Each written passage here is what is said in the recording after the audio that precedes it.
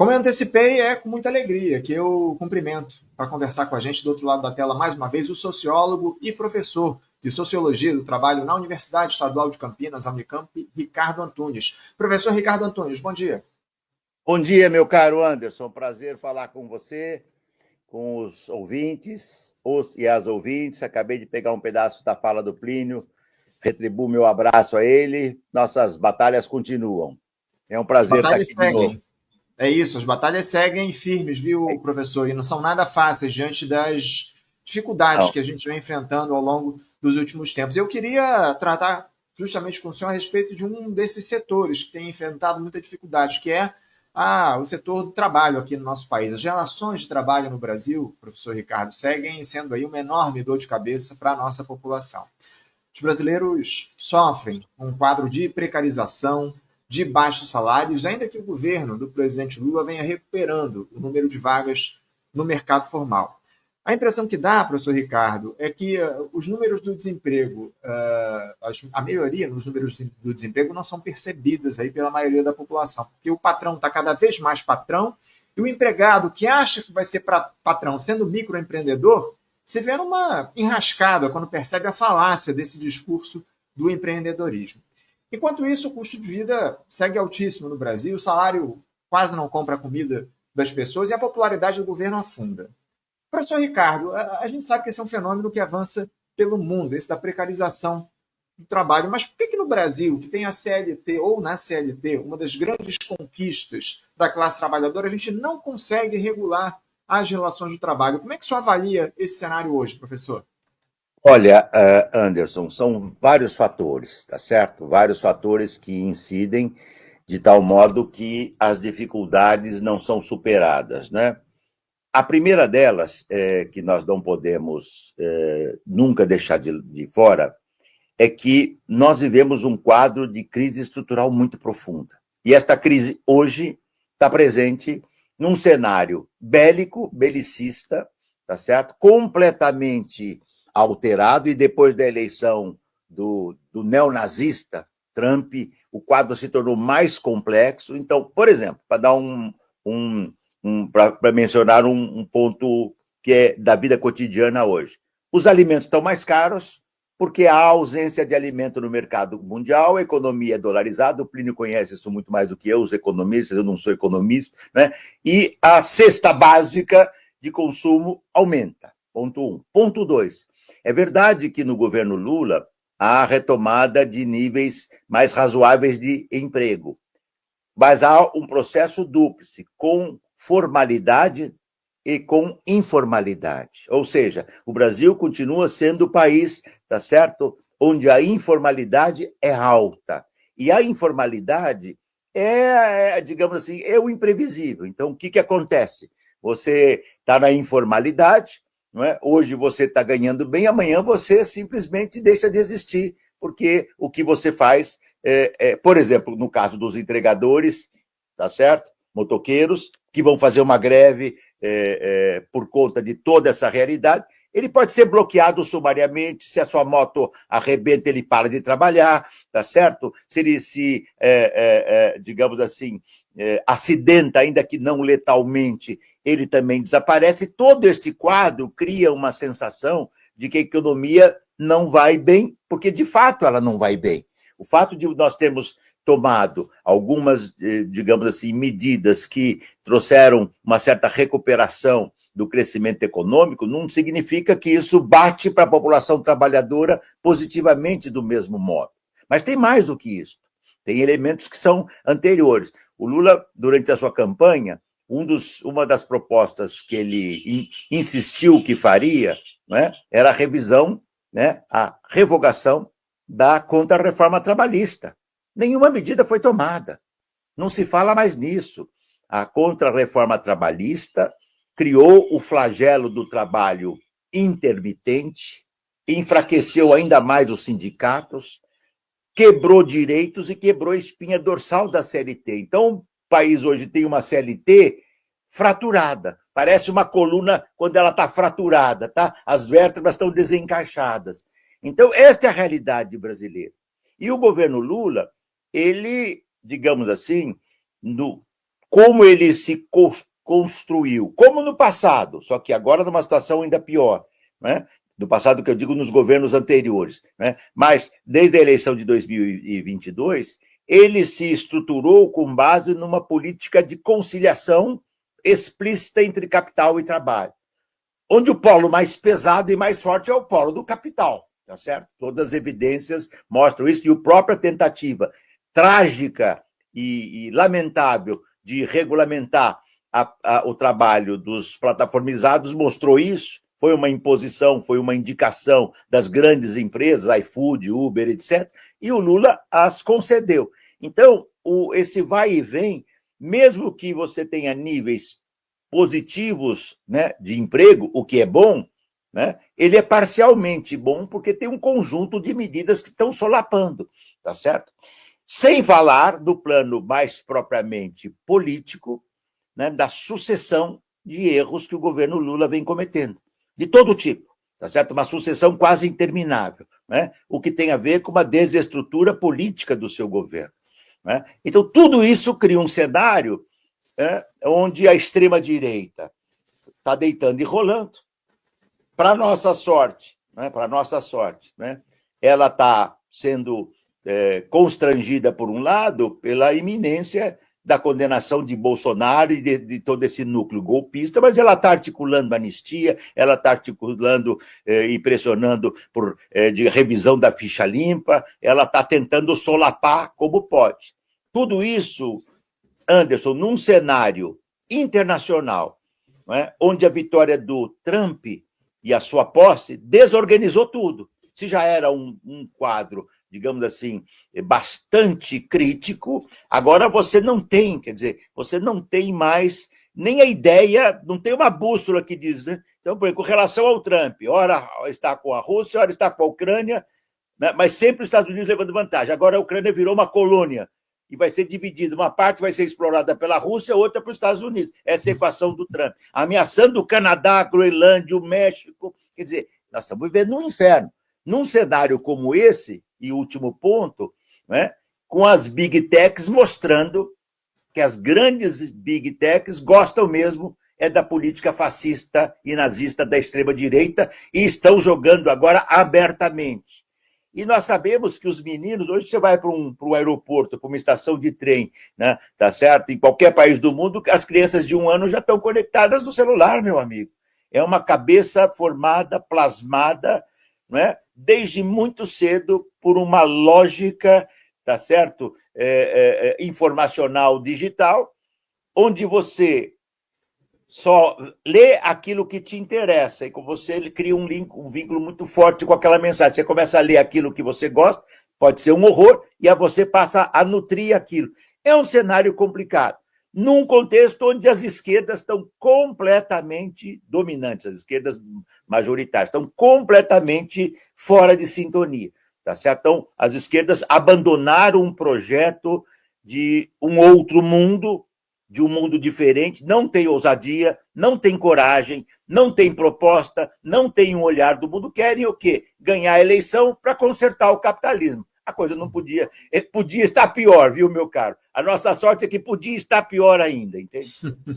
Professor, o senhor abre um leque aqui de temas para a gente explorar nessa nossa entrevista. Eu queria começar falando sobre uma das primeiras coisas que o senhor citou, que é justamente a falta de mudanças aí na contrarreforma trabalhista que o governo havia prometido durante a campanha eleitoral e até agora nada. A contrarreforma aprovada durante o governo do golpista Michel Temer lá em 2017. Professor, por que o Lula não toca nesse tema? Por que não houve nenhum avanço ainda no sentido de desfazer as atrocidades produzidas pela contrarreforma trabalhista, professor? Olha, fundamentalmente porque, para vencer as eleições, tá certo? O Lula acentuou e amplificou uma proposta e uma prática na qual sempre ele foi excepcional. O Lula é um primor da conciliação. Tá? Há 2 grandes conciliadores da história política brasileira, o Getúlio Vargas e o Lula, os dois. Né?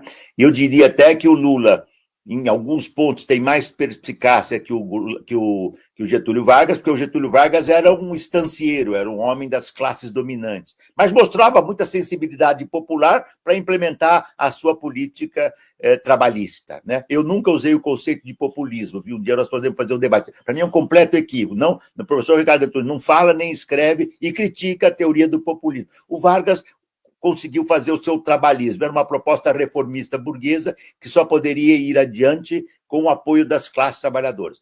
O Lula, tá certo? Ele já não tem mais aquela força, e esse é um problema trágico para o Lula. Ele está perdendo o apoio na população trabalhadora mais empobrecida do Brasil, que é o Nordeste. Ele não pode contar com São Paulo, com o Rio e com Minas. Minas ganhou por pouco, porque Minas, na verdade, é uma fotografia do um pouco um protótipo do que é um pouco a eleição brasileira. O norte de Minas, mais perto do Nordeste, o sul, mais a cara do Sul e do Sudeste. Ele ganhou por pouco, né, na eleição passada, mas a perda é muito grande. Né? E por quê? Vale para a reforma trabalhista isso e para as outras propostas que o Lula fez. Pela política de conciliação, por exemplo, o Alckmin, né, sempre foi contra qualquer revisão da proposta trabalhista. Né? Eu até brinco às vezes, Anderson, digo, a única boa surpresa para mim do governo Lula, a única surpresa, e boa, é o Alckmin. Ele está lá quietinho, ele fala pouco, ele não contesta, ele tá como fiel escudeiro, ele tem consciência de que ele está lá porque o Lula o levou para lá e que o papel dele é servir-se e nada mais.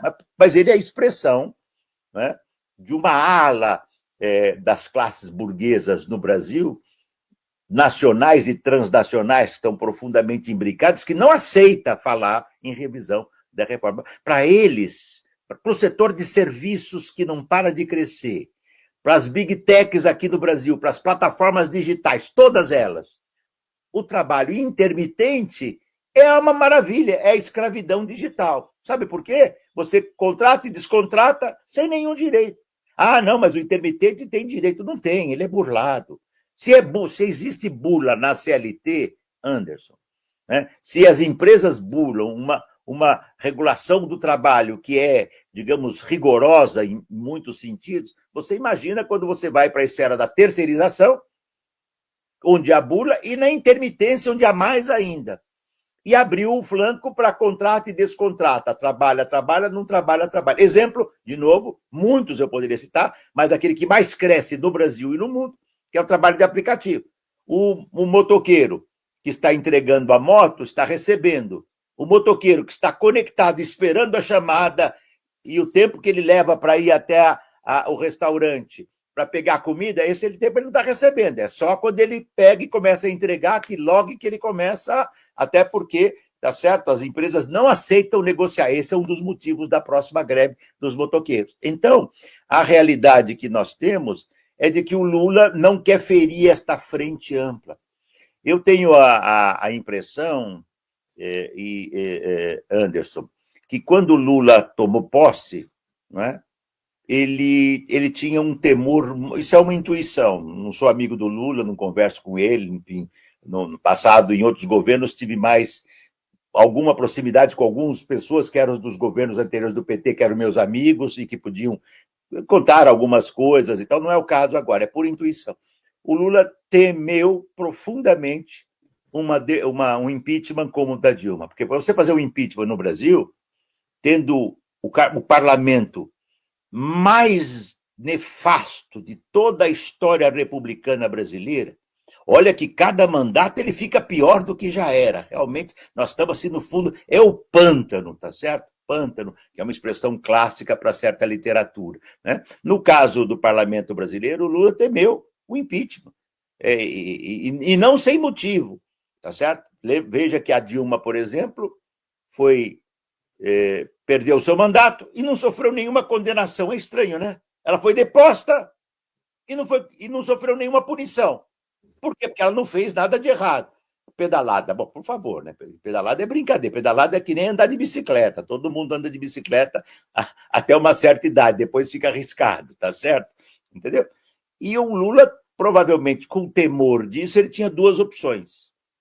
A primeira seria ele tomar posse no pique dos 2 milhões, quase 2 milhões de votos a mais, e dizer, ó, manifestações de massa, mobilização popular, vamos pressionar o Congresso e a cada medida que ele quisesse propor, jogar sempre que possível para plebiscito, para a população votar. Por exemplo, queremos o arcabouço fiscal para garantir o lucro dos bancos ou queremos o orçamento brasileiro para garantir o melhor bem-estar da população trabalhadora? A população vai decidir. Ele não fez isso, ele optou por negociar com Arthur Lira e com todo o esquema do centrão pantanoso e colocou elementos desse centrão e da direita no seu governo. Há bolsonaristas, né, que votaram no Bolsonaro no seu governo. Como é que com o governo desse ele vai tomar medidas que tocam? Até esta do salário mínimo, do imposto de renda, né, já está sofrendo um boicote.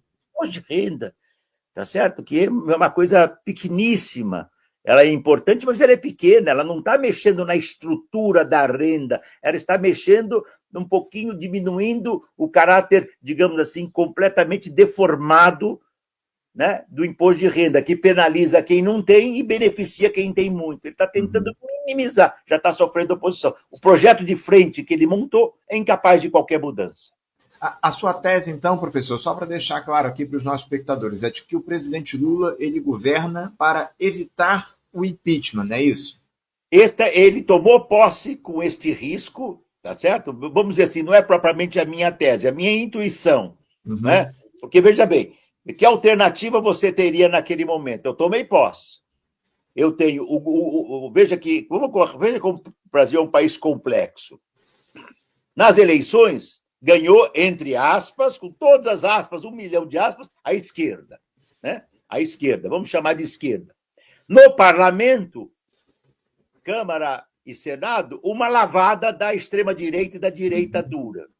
Criou um impasse. Né? A experiência da Dilma foi traumática.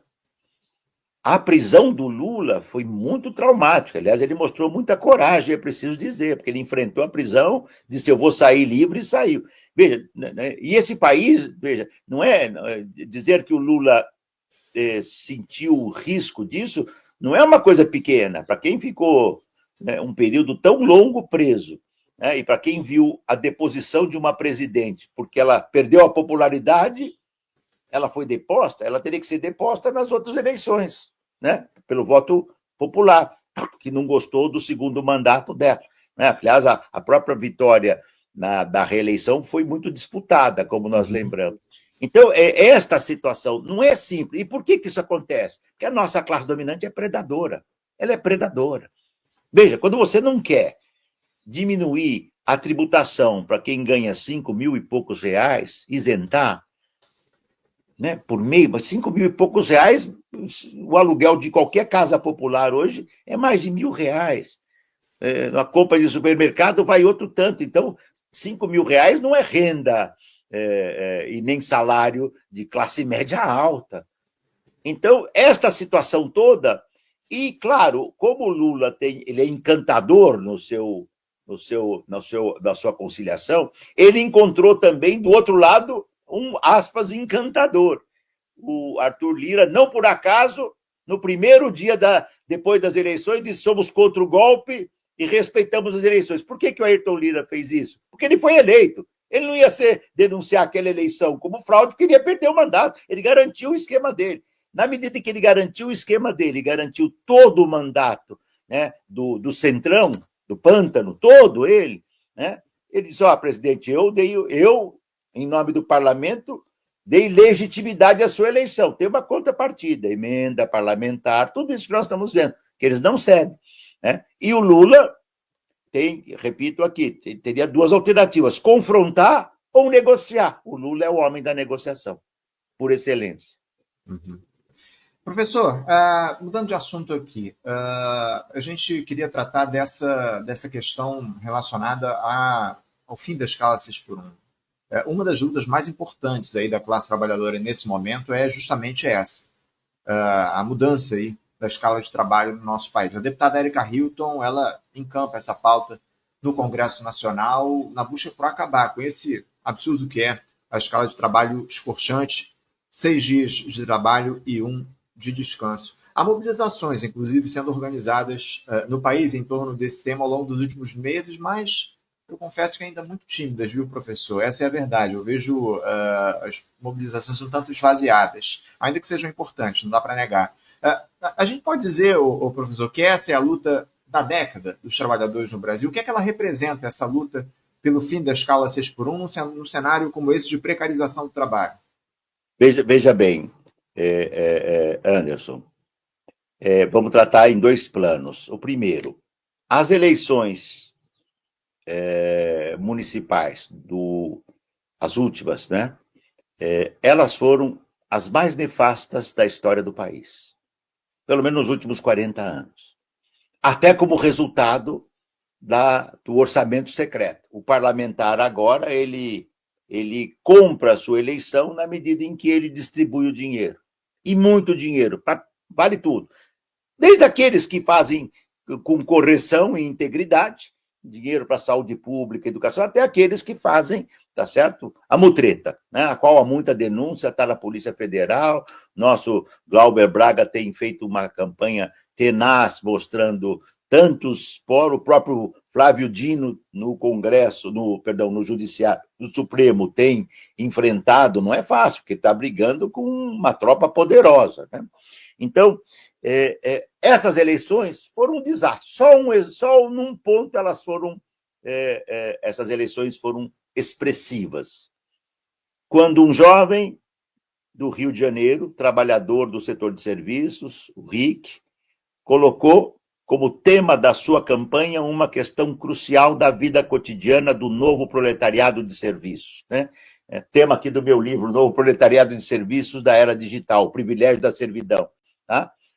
Que eu publiquei a primeira edição em 2018, né? Está aí já em algumas edições. Para minha felicidade, sair esse ano na Holanda, Inglaterra, e no ano que vem nos Estados Unidos, além dos países que já saiu, que foram vários, na América Latina e no exterior. E sai também esse ano na Argentina. Vou lançar lá em Rosário, na Argentina, em junho desse ano. Muito bem. Legal. O que este jovem colocou? Aquilo que todo trabalhador e toda trabalhadora do proletariado de serviço, ou se preferirem, eu uso proletariado de serviço aqui no sentido positivo, trabalhador, trabalhadora do serviço, né? Trabalhadores proletários são aqueles, né? Na sua origem, veja, proletário é o trabalhador que tinha prole, é o indivíduo que tinha prole, como é um traço da classe trabalhadora desde a antiguidade. Só que hoje o proletariado, como conceito, não pode mais ser por questão da sua origem. Sabe por quê? O salário que ele tem e a jornada que ele tem não o permite ter prole, filhos, porque ele não tem como sustentar e nem como vê-los. O que esse menino, esse jovem do Rio de Janeiro denunciou? Que a vida dele é um inferno. Ele trabalha, em média, ele ou os trabalhadores e trabalhadoras do ramo de serviços, dos aplicativos, dos hipermercados, dos restaurantes, dos hotéis, do comércio, etc.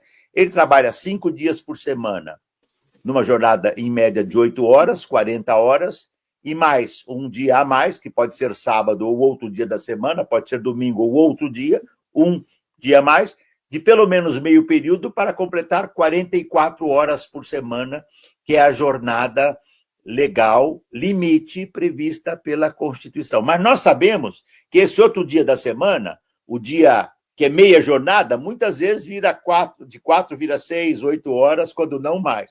A jornada dos trabalhadores motoqueiros, de aplicativos e dos motoristas é de 7 vezes 0. Eles trabalham 7 dias da semana. Eu já cansei de entrevistar. Tá, professor, mas tem quem trabalha menos. Eu sei.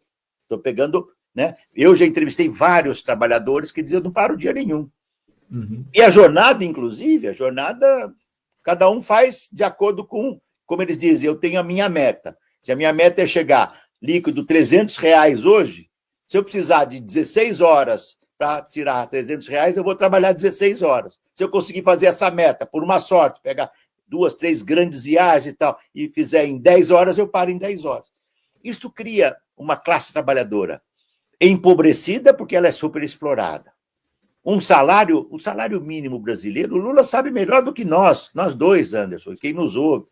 O salário mínimo brasileiro, segundo o Diese, deveria ser entre 6 e 7 mil reais. É de 1.520 ou 1.500 e pouco com aumento, ou seja, é um salário é pífio. Né? Por que muitos trabalhadores de aplicativos dizem, não, mas eu não vou voltar para a CLT? Nós podemos um dia fazer um programa sobre isso. Né? Tem as empresas criaram o ódio à CLT. Como as empresas e o ideário neoliberal perverso, eles ambos criaram o ódio ao sindicato, como criaram o ódio à política e a demonização da esquerda. E a extrema-direita, bom, essa indigente, delinquente, fascista, nazista, neonazista, essa pode deitar e rolar, como estamos vendo. E isto bate no jovem trabalhador, tá certo? Então, o que ele diz? Né? Ele vendo esse cenário, né? Ele diz, eu vou trabalhar 12 horas por dia, mas eu vou tirar aqui R$6.000 por dia. É muito difícil para a classe trabalhadora, nesse tipo de trabalho, calcular nesses, vamos dizer assim, R$6.000 líquido eu tiro num mês. Em geral, não está computado o seguro do carro, a oficina, a lavagem, a alimentação dele, tudo, o óleo, as batidas, os consertos. Em geral, está computado o que ele gasta para alugar o carro, quando ele precisa alugar, ou para pagar a gasolina, tá certo? E, no máximo, a alimentação. Quantos trabalhadores, já perguntei, como é que você faz refeição? Ele fala, professor, na nossa profissão não tem refeição.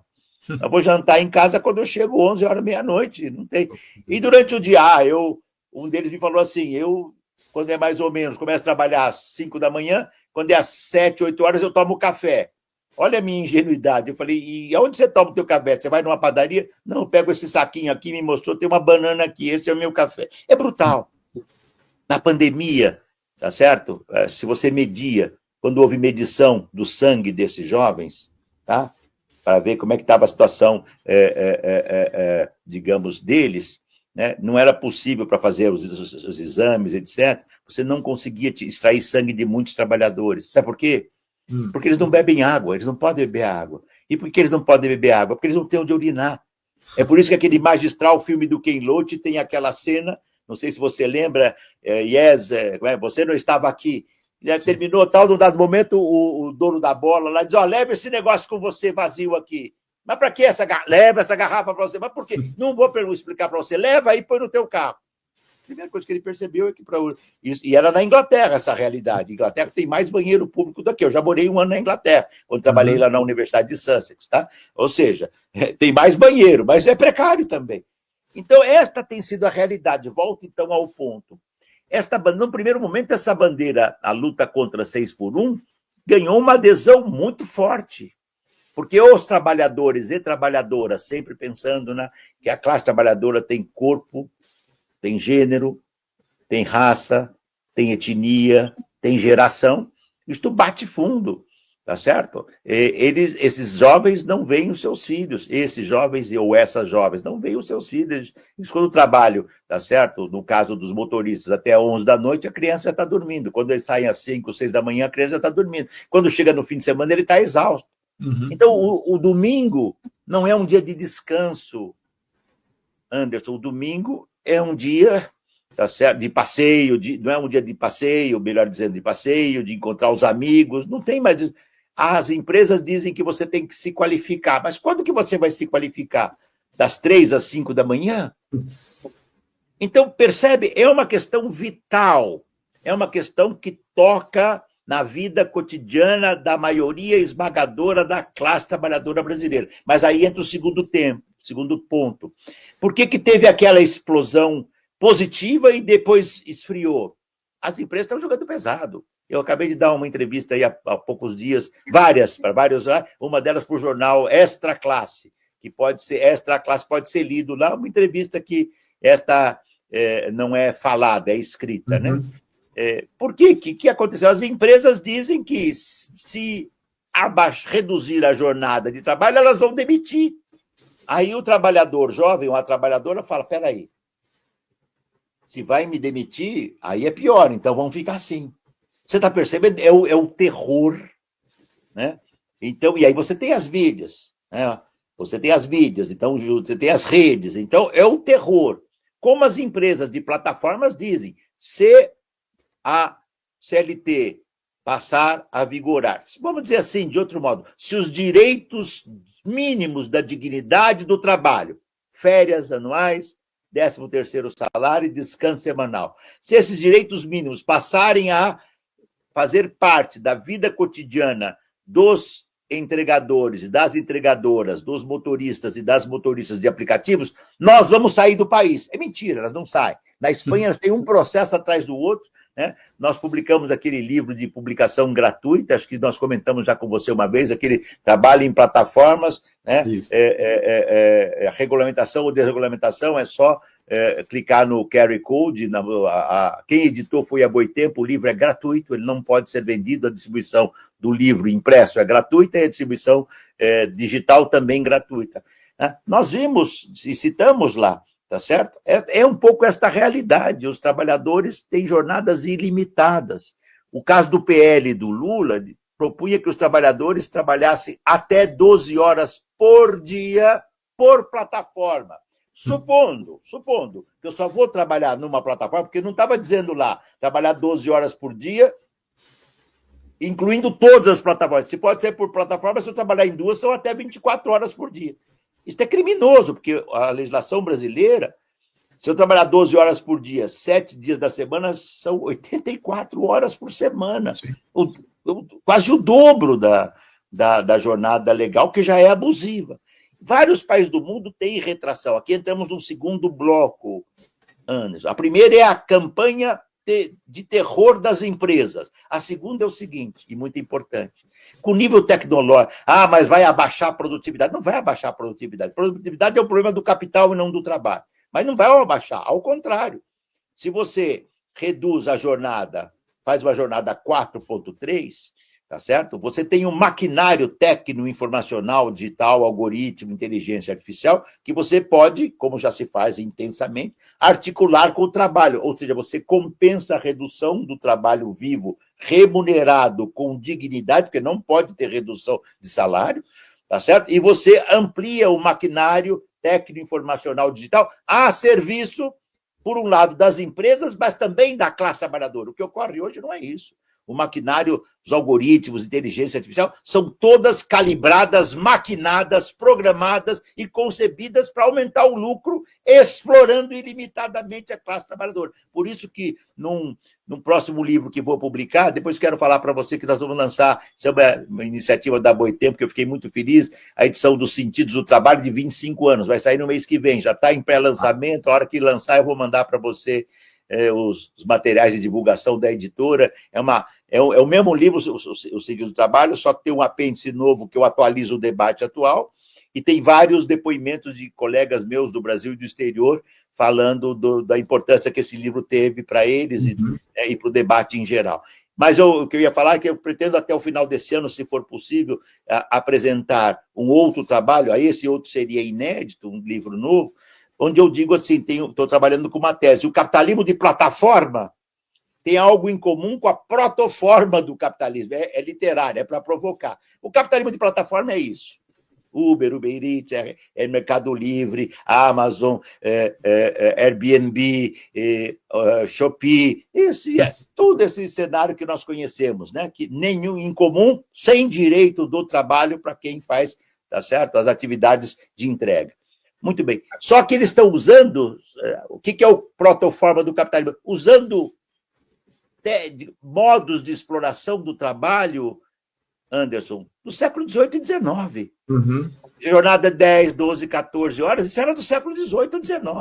Não é por acaso que crowdsourcing, que é uma palavrinha bonita, mas ordinária, todos juntos, realizando trabalhos terceirizados, lembra o outsourcing do século XVIII e XIX. Trabalhadores e trabalhadoras trabalhando em suas casas sem nenhum direito. Homens, mulheres e crianças. Está tudo muito complicado.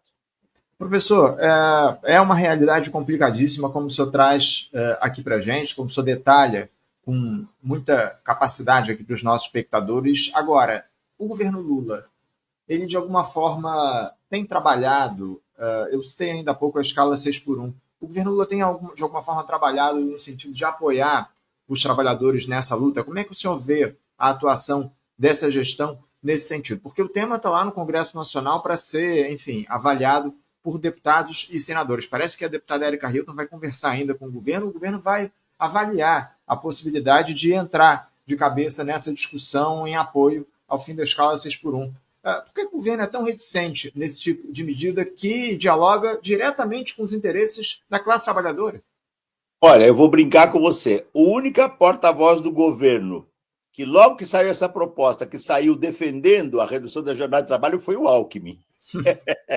É estranho, né? Há algo de estranho no reino da Dinamarca. E ele disse, eu me lembro, e olha, eu não tenho nenhuma admiração pelo paladino do neoliberalismo no Brasil, estou fazendo uma análise bem objetiva, tá certo? Ele disse, é uma tendência mundial, temos que discutir a redução da jornada de trabalho. A posição de outros partícipes, ministros, inclusive, foi lamentável. Temos que discutir uma questão importante. Não, peraí, mas calma, 4x3 é muito complicado, tá certo? O próprio PSOL está titubeando nisso. Mas 4x3 não dá. Mas se você vai negociar pedindo o que dá, então não precisa negociar, você já aceita, tá certo? Você tem que. Esta é uma bandeira crucial.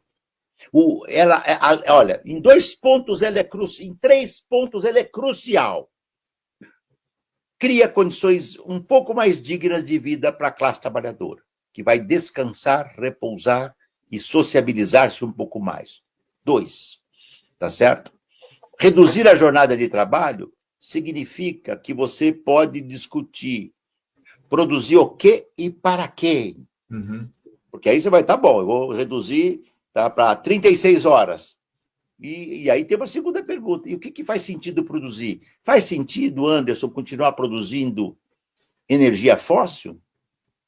Faz sentido continuar a produzir as nuvens do Google e assemelhados, que estão em grandes armazéns nos Estados Unidos, que consomem a água que é tirada da cidade vizinha, que perde a água que vai lubrificar os armazéns da Google? Faz sentido extrair lítio? Um dos motivos da guerra, da intervenção norte-americana na Ucrânia é para avassalar, né? Tomar conta do lítio e dos metais nobres na Ucrânia, no Canadá. Percebe?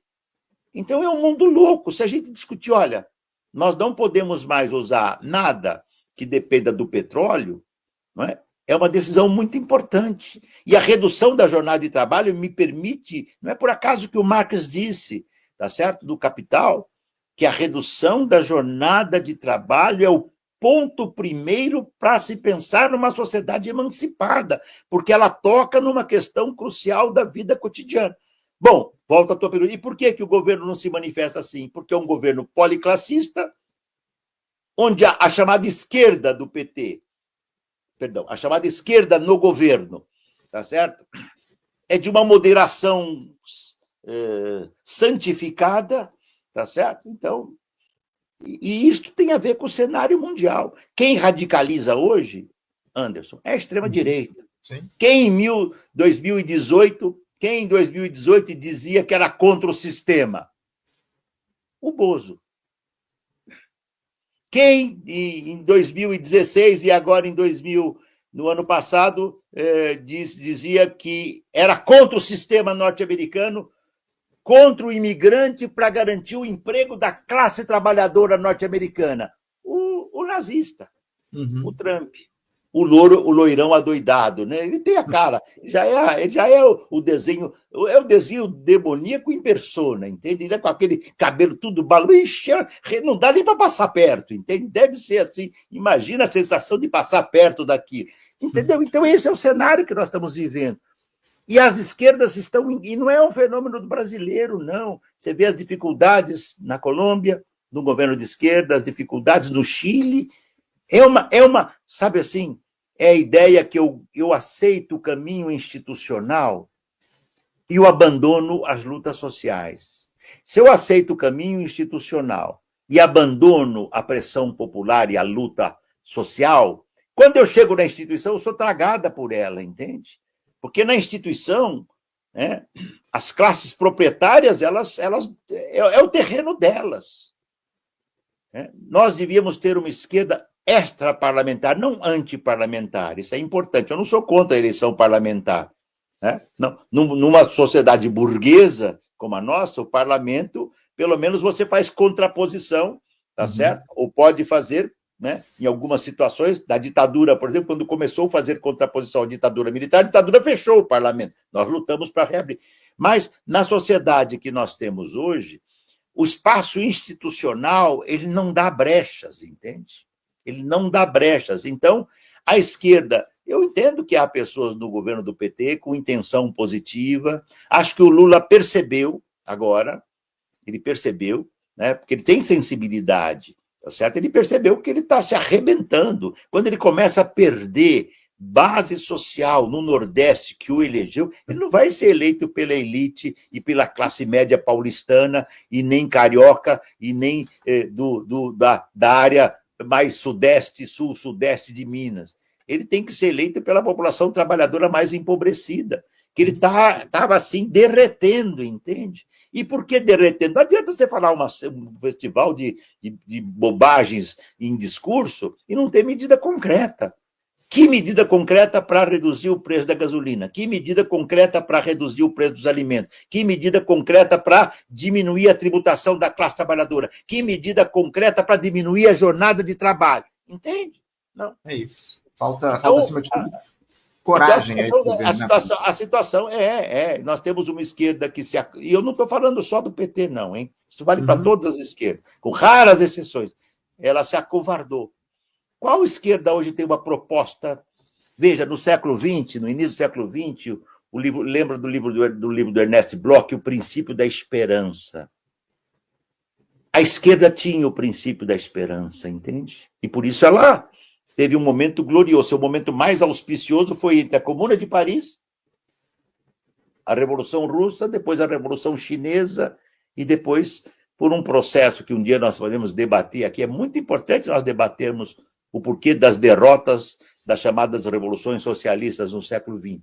Né? Uma revolução como a russa, que começa com um levante popular e termina com a stalinização de um poder e a morte de quase todos os seus líderes por uma ditadura contra-revolucionária de perfil stalinista, em nome do socialismo, né, é uma mácula muito... Quer dizer, a União Soviética, nos anos 30, 40, 50, 60, né, era um exemplo típico de uma ditadura fortíssima. Aquilo não é socialismo, é outra coisa.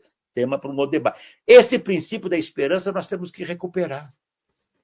Né? Professor, é evidente que a gente precisa recuperar a esperança e precisa de mobilização. E, nesse sentido, os entregadores de aplicativo que estão a pleno vapor, porque, o senhor, inclusive, disse ainda há pouco, né, uma campanha organizada nas redes sociais, os entregadores de aplicativo vêm preparando aí um novo break nacional, previsto para os dias 31 de março e 1º de abril, aí, pouco menos de 2 semanas, por melhores condições de trabalho. Essa mobilização promete paralisar os serviços dos principais aplicativos em operação no país, como iFood, Uber Flash e 99 Entrega.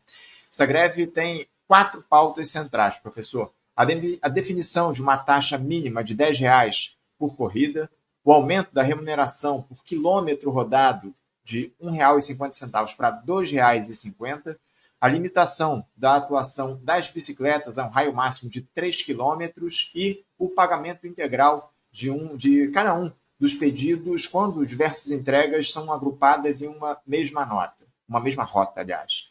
Os organizadores afirmam ainda que vão encaminhar às autoridades competentes eventuais denúncias de práticas antissindicais, como incentivos ou bônus pagos por aplicativos para que entregadores não participem da paralisação. Professor, o que a gente pode esperar dessa mobilização aí dos trabalhadores? Os entregadores de aplicativos são o novo polo de resistência da classe trabalhadora? Veja, Anderson, já tem mais ou menos desde 2012 que eu comecei a estudar, digamos, depois de décadas estudando o operariado industrial, comecei a voltar mais a minha atenção para o proletariado de serviços. Por quê? Este era o polo que nascer. Não tem nenhum país do mundo, tá certo? Que não tenha expansão do proletariado de serviços. O que é isso? Tudo que antigamente era público, então você tinha o funcionário público de uma empresa de energia elétrica, hoje é privatizado. E toda essa massa de empresas que foram privatizadas e passaram a dar lucro, elas privatizaram, eliminando a estabilidade do trabalho público do trabalhador e da trabalhadora pública e criando o trabalhador ou a trabalhadora privada cada vez mais desprovidos de direitos, ou seja, cada vez com menos direitos, tá certo? E o setor de todos esses, se nós estivéssemos falando aqui em 2004, eu iria dizer para você, Anderson. Aliás, uma sugestão para você, não fala senhor não, Anderson, você. Pode falar você para mim, tá bom? Professor, eu gosto, e você também. O senhor esquece, tá bom? No passado a gente dizia que o senhor está no céu, né? Isso para os que creem é uma brincadeira. O senhor, para os que creem, o senhor, não é o meu caso, o senhor está no céu, tá certo? Então, você, por favor. Então, veja, nós tivemos uma explosão, e dentro desses, se eu estivesse falando aqui em 2002, 2004, eu ia dizer, o segmento que mais cresce da classe trabalhadora brasileira e mundial hoje é o call center. Nós chegamos a ter um contingente imenso, muitos trabalhos de call center surgiram, importantes, muitos, e por que o chamado call center ele reduziu-se de 2004, 2005 para 2025, por conta da inteligência artificial, dos algoritmos e do mundo. Então, hoje nós recebemos centenas, às vezes, por mês, ou dezenas por semana, e várias por dia, ligações de um robô nos falando, tá certo? Nos fazendo um contato, cumprindo a função daquilo que 20 anos atrás era feita por uma trabalhadora ou um trabalhador de call center. Depois disso, nós tivemos a explosão do proletariado de serviços, né? No meu livro O Privilégio da Servidão, eu lancei uma tese que eu acho que ela se mostrou, para minha tristeza, absolutamente verdadeira. Absolutamente verdadeira. Isso, né, ainda nos anos entre 2012 até 18 é que eu publiquei esse livro, no comecinho de 18. Eu terminei de escrevê-lo em 2017. A chamada uberização do trabalho veio para avançar em todos os setores de serviços. Não vai ficar só nos motoristas e nos motoqueiros.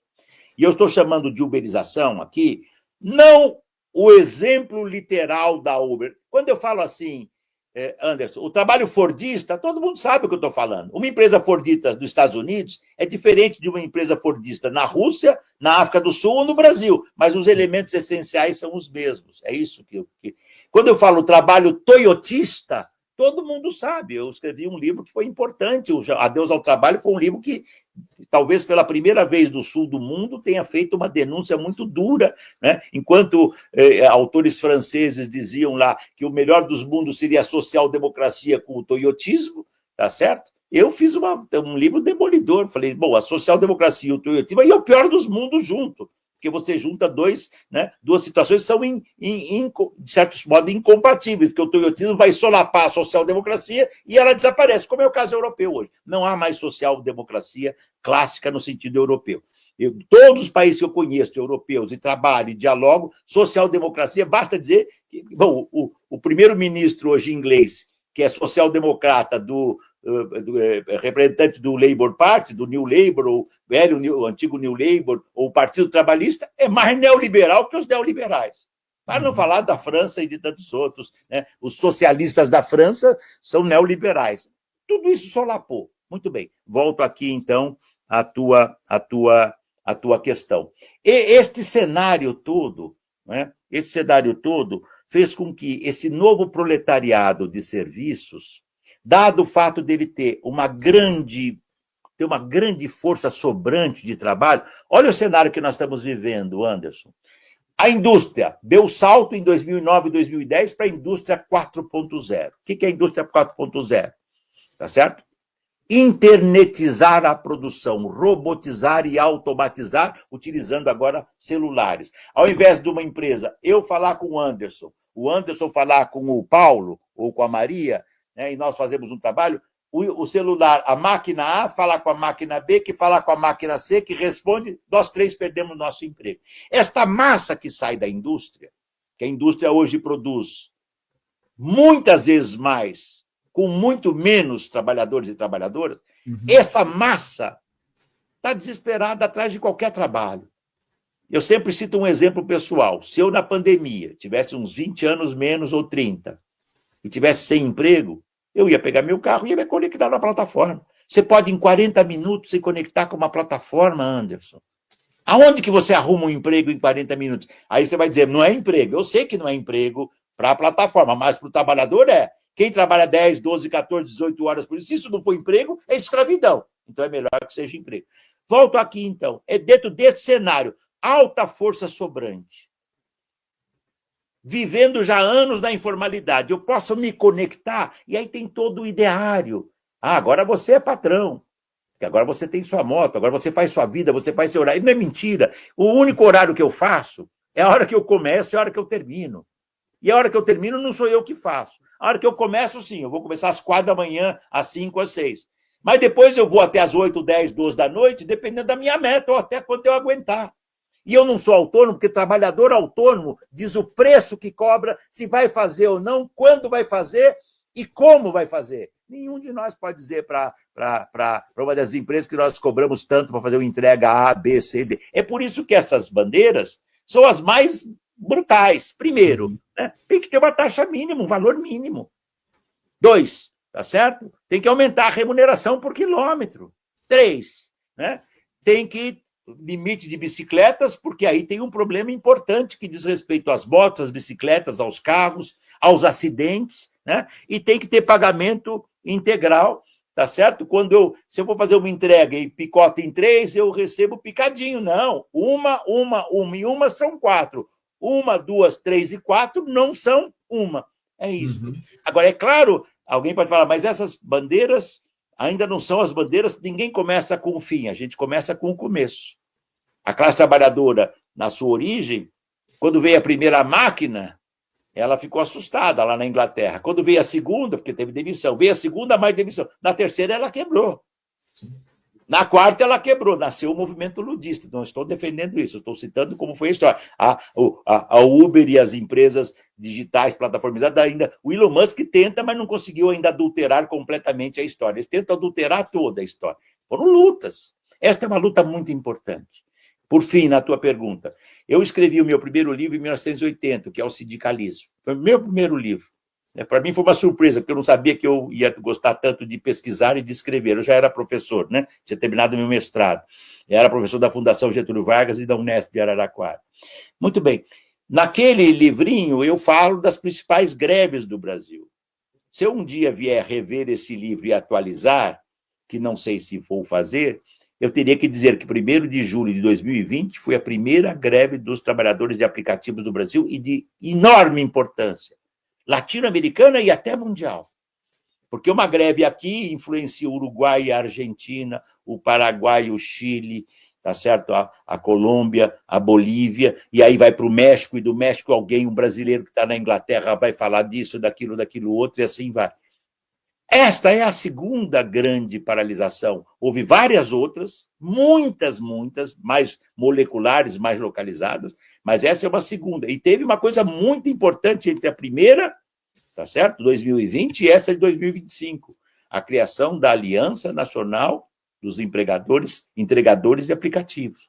É muito importante esta esta associação de trabalhadores e trabalhadoras do ramo de entrega de plataforma. Porque dela podem participar trabalhadores independentes, grupos autônomos de trabalhadores, grupos sindicalizados, e é um embrião, porque, Anderson, para terminar, é uma categoria muito heterogênea. Primeiro, ela predomina geracionalmente, ela tem um contingente, por exemplo, na moto, jovens. É muito raro você pegar um senhor de 60 anos numa moto entregando, é complicado, porque ele não aguenta, o seu corpo não aguenta. Tá?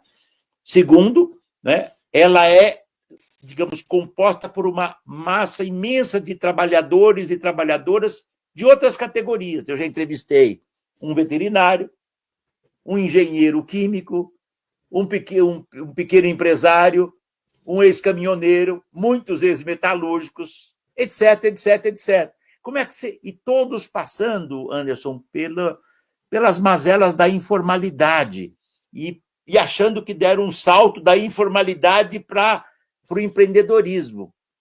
Um parênteses, empreendedorismo é preciso sempre ter duas coisas claras.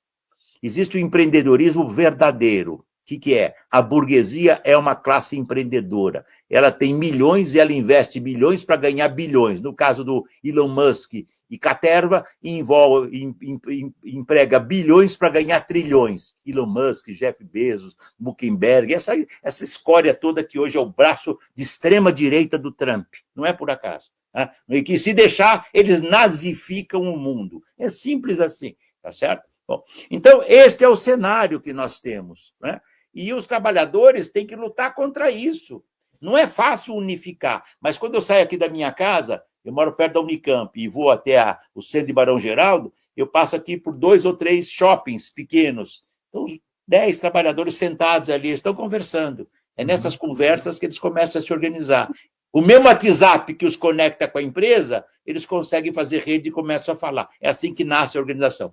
Por último, Anderson, não é que este é o polo decisivo. Não, a classe trabalhadora é um todo composto. Vou usar uma categoria que o Florestan Fernandes, fica uma modesta homenagem a ele aqui, meu mestre amigo Florestan Fernandes usava. A classe trabalhadora é compósita e heterogênea. Este é o polo que muitos diziam que era incapaz de fazer ação coletiva e estão mostrando que fazem. Ah, mas já nasceram sabendo? Ninguém nasce sabendo. A luta da classe trabalhadora é uma sucessão constante de aprendizados, vitórias e derrotas da vida cotidiana. É na vida cotidiana que a classe trabalhadora aprende, estuda, reflete, ganha, é derrotada, repensa, desanima, se reanima. É assim. Então, é o nosso apoio a esses trabalhadores. É indigno essa condição de trabalho. Um último comentário. Eu ainda fiz esse primeiro desafio, acho que há uns 10 anos. Nunca ninguém me mostrou. Os donos dessas grandes plataformas dizem que o trabalho é maravilhoso. Eu só quero que um desses donos, não é nem CEO, o dono, os donos, me mostrem uma plataforma que o seu filho entrega alimento em São Paulo, tá certo? Pelo salário, ele não vai ganhar dinheiro do pai, senão é sacanagem. Ele tem 1 trilhão na conta e vai brincar de motoqueiro. Não, que ele vai viver disso, sabe por quê?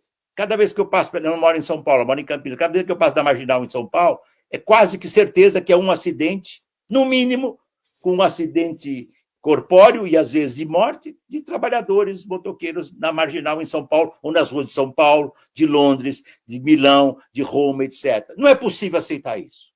Por isso, essa luta e essa greve é vital.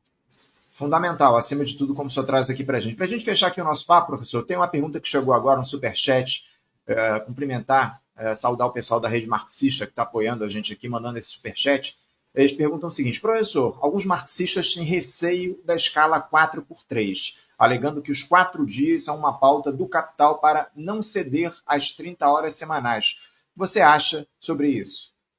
Olha, veja bem, eu penso que a jornada 4.3 traria uma redução já significativa de tempo de trabalho. Se a gente pensar, por exemplo, 4.3, sendo que são uma jornada diária, por exemplo, de 8 horas, nós vamos a 32 horas, 8 vezes 4, 32. Penso que a jornada de 30 horas é mais ousada e mais importante. O que eu não aceito é alguém falar, inclusive nos setores do PSOL aí já estão topando, calma lá, não é assim não, vamos mais devagar. O PSOL tem que ouvir mais as suas bases, ser menos parlamentar, o núcleo dominante do PSOL. Eu falo isso, eu não tenho autoridade nenhuma, mas eu sou o fundador do PSOL. Né? Se pegar lá os 5 ou 6 nomes que fundaram o PSOL, eu tive a honra de estar com Carlos Nelson Coutinho, Leandro Conder, Milton Temer,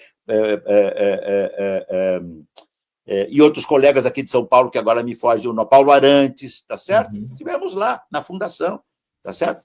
É muito importante que a gente reduza a jornada. O 4x3, ela tem uma significação. Uma jornada de 30 horas, a luta é vital. Sabe por quê? A tecnologia que nós temos hoje, que é usada e abusada ilimitadamente pelo capital, permitiria que nós trabalhássemos 3, 4 horas por dia, 3 dias por semana. Daria para produzir o necessário, mas teríamos que confrontar o capital. O Anderson, é vital dizer isso. O capitalismo nos levará à absoluta exaustão da natureza, tornando a vida impossível. Nós não vamos respirar e vamos morrer de pandemias, vai nos faltar água e vamos morrer torrados. Questão de tempo e o tempo é pequeno. 2, o capitalismo não tem minimamente como equacionar a tragédia, o flagelo das condições aviltantes de trabalho em escala global. Há mais de 1 bilhão e 600, 700 milhões que vivem no mundo na informalidade. A inteligência artificial, para municiar robôs de inteligência artificial no mundo inteiro, da Ásia, África e as Américas, você tem trabalhos em condição quase semi-escravas, porque recebe centavos de dólares, às vezes, por hora, às vezes um dólar por várias horas de trabalho para municiar, porque a máquina digital, o chat GPT-4 ou DeepSeek, ele tem que ser informado pelo trabalho humano. Ele capta muita coisa, mas como é que ele vai ler? Ele vai pegar uma fotografia aqui. Anderson, se eu mostro essa fotografia, se eu fotografo o Anderson agora, e como é que o robô vai dizer que o Anderson está contente, está bravo, está incomodado, está irritado? Eu vou ter que explicar, não. O Anderson está num debate, ele está ouvindo o debate, ele é que está fazendo o debate, ele é o coordenador, então ele está uma expressão de quem está preparando as questões para fazer. Isso é uma informação humana, o robô não sabe, olhando a mim agora, com essa cara aqui. Ele não sabe se eu estou feliz, se eu estou nervoso, se eu estou bravo, se eu estou... Entendeu? Ele não sabe, eu tenho que informar. Só que este trabalhador não tem direito a aviltar. Então, nós temos que reinventar um tipo de trabalho coletivo e social. Reinventar. E, por fim, a igualdade, o fim das opressões entre classe, gênero, raça, etnia, o capitalismo não tem nenhum interesse em fazer. Basta pensar na história.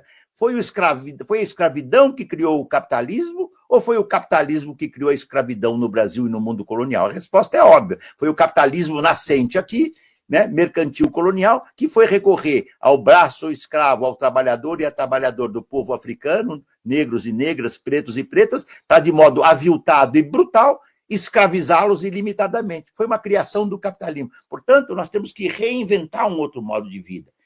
E esse desafio nós temos pouco tempo, porque se não for assim, como é que aquele rei francês absolutista...